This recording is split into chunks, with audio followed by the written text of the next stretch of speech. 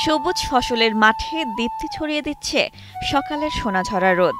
শীতকালীন সবজি ক্ষেত পরিচর্যায় ব্যস্ত কৃষকরা। কেউ নিড়ানি দিচ্ছেন, কেউ কীটনাশক ছিটাচ্ছেন, কেউ আবার দিচ্ছেন সেচ। আবার কেউ ক্ষেত থেকে সবজি তুলে বিক্রির জন্য নিয়ে যাচ্ছেন বাজারে। নড়াইল সদর উপজেলার গোবরা গ্রামের মাঠে মাঠে এখন শোভা পাচ্ছে ফুলকপি, বাঁধাকপি, ওলকপি, মূলাসহ হরেক রকমের সবজি। এখন পর্যন্ত সবজির বাজার ভালো। আবহাওয়া অনুকূলে থাকলে এবছর লাভের আশা সবজি চাষিদের। আমি এই সবজির চাষ করেছি শুধু ফুলকপি। তা যদি আল্লাহর রহমত করে, যদি ঝড় টড় না হয়, যদি কোনো বৃষ্টি বর্ষা না হয়, তা আল্লাহর রহমতে লাখ 5 টাকা বিক্রি করব। বর্তমান যে বাজার দর আছে, বর্তমানে যে বাজার রেট আছে, এরকম থাকলে পরে আমার লাখখানেক টাকা বিক্রি হবে এবং আমরা যথেষ্ট লাভবান হব। অন্যান্য বছরের তুলনায় এবার সবজির দাম বেশি।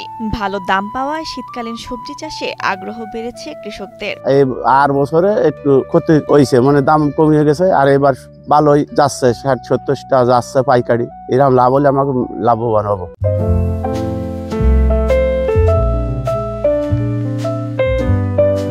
স্বল্প খরচে অধিক লাভের আশায় অনেকেই আগাম জাতের সবজি চাষ করছেন। তবে সার সংকটের কারণে চাষাবাদ ব্যাহত হচ্ছে। সুষ্ঠু তদারকির মাধ্যমে সার সরবরাহ নিশ্চিতের দাবি চাষিদের। এই যে সারটা ঠিক মতন আমাকে নড়াইল, সিংহে, সোলপুর ঠিক মতন পাওয়া যাচ্ছে না। ঠিক মতন এই সরকারি ড্যাপটা খুব কম পাওয়া যাচ্ছে। আমাকে ডিলার ঠিক মতন আনতেছে না। আমাকে দাবি এইটাই যে আমাকে এই সারটা অবশ্যই আমাকে এই নড়াইল জেলা, এই সিংহে, সোলপুর ইউনিয়নে এই মানে তদন্ত করতে এই সারটার ভিতরে। কৃষি বিভাগ থেকে কৃষকদের মাঠ পর্যায়ে কারিগরি সহায়তা ও পরামর্শ দেওয়া হচ্ছে। পাশাপাশি কৃষকরা যাতে উচ্চ মূল্যের ফসল চাষেও উদ্বুদ্ধ হন, সেজন্য প্রশিক্ষণ দেওয়া হচ্ছে বলে জানান এই কৃষি কর্মকর্তা। অফিসের পক্ষ থেকে আমরা সবসময় আমাদের উপসহকারী কৃষি অফিসারগণ উচ্চ মূল্যের সবজি চাষে কৃষকদেরকে উৎসাহ প্রদান করছেন, তাদেরকে কারিগরি সহায়তা প্রদান করছেন। আমরা বিভিন্ন প্রশিক্ষণের মাধ্যমে আধুনিক প্রযুক্তি সম্বলিত যে উচ্চ মূল্যের সবজি চাষে তাদেরকে উদ্বুদ্ধ করছে এবং তাদেরকে নিয়ে যথাযথ প্রশিক্ষণ প্রদান করছে, যেন তারা ছোট ছোট থেকে আস্তে আস্তে মাঝারি উদ্যোক্তা হিসেবে তারা আত্মপ্রকাশ করতে পারে।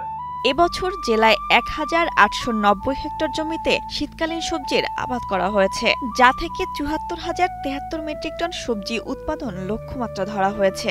বাজার ভালো থাকলে লাভবান হবেন বলে আশাবাদী কৃষকরা। কৃপা বিশ্বাসের পাঠানো তথ্যচিত্রে ডেস্ক রিপোর্ট, কালের কণ্ঠ।